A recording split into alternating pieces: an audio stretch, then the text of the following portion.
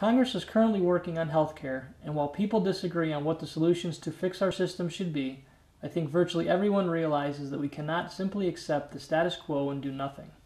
However, there is a great divide on what we should do, and I believe that the answer is not a plan that would eventually lead to the government takeover of our healthcare system.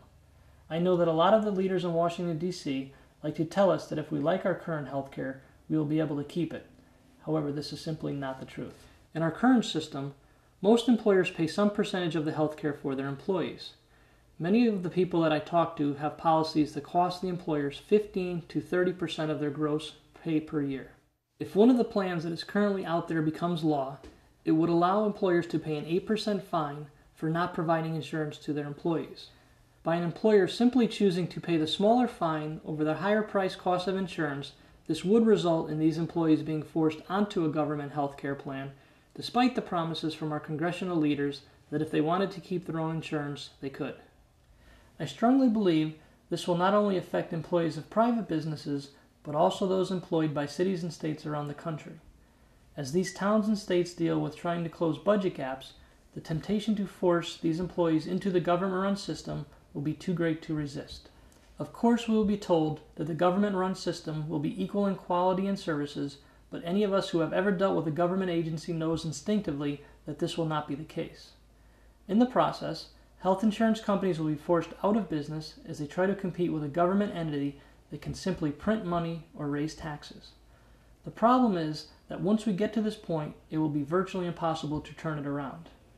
Also, no one has been able to explain to me how we add 15% more patients in demand to our current healthcare infrastructure immediately and not affect the care our families receive when there are not 15% more doctors, nurses, or hospitals also added.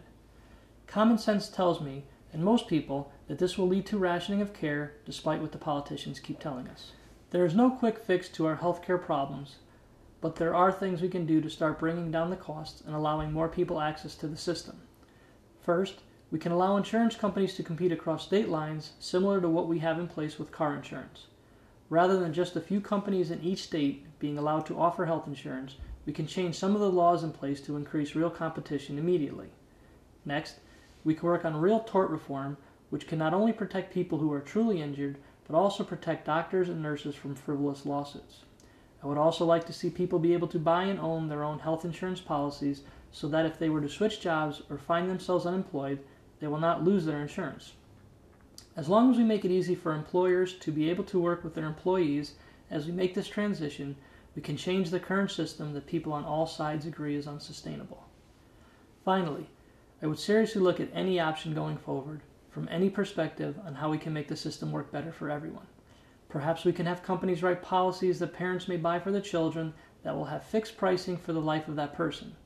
I am not an expert on healthcare, but I know that a little common sense will go a long way in not only addressing the skyrocketing costs, but also getting more people the health insurance they so badly need.